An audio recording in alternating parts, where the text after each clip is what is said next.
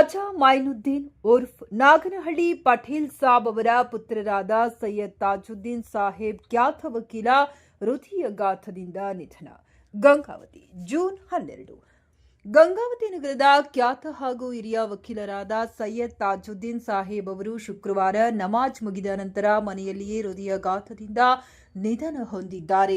ತಮ್ಮ ವೃತ್ತಿ ಜೀವನದಲ್ಲಿ ಪ್ರಾಮಾಣಿಕತೆ, ಸರಳತೆ ಹಾಗೂ ಸಮಾಜಮುಖಿ ಚಿಂತನೆಯ ಮೂಲಕ ಅಪಾರ ಜನಪ್ರಿಯತೆ ಗಳಿಸಿದ್ದ ಸೈಯದ್ ತಾಜುದ್ದೀನ್ ಸಾಹೇಬರ ಅಗಲಿಕೆಯಿಂದ ಕುಟುಂಬಸ್ಥರು, ಬಂಧು ಬಳಗ, ಸ್ನೇಹಿತರು ಹಾಗೂ ಅಭಿಮಾನಿಗಳಲ್ಲಿ ತೀವ್ರ ದುಃಖ ಮನೆ ಮಾಡಿದೆ.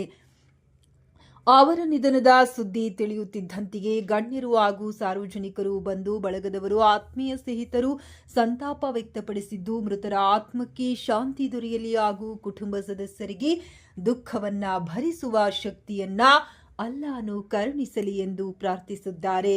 ಇನ್ನು ಸೈಯದ್ ತಾಜುದ್ದೀನ್ ಸಾಹೇಬರ ಜನಾಜಾ ನಮಾಜ್ ಕುರಿತು ಮಾಹಿತಿ ಶೀಘ್ರದಲ್ಲಿ ಪ್ರಕಟಿಸಲಾಗುವುದೆಂದು ಕುಟುಂಬಸ್ಥರು ತಿಳಿಸಿದ್ದಾರೆ.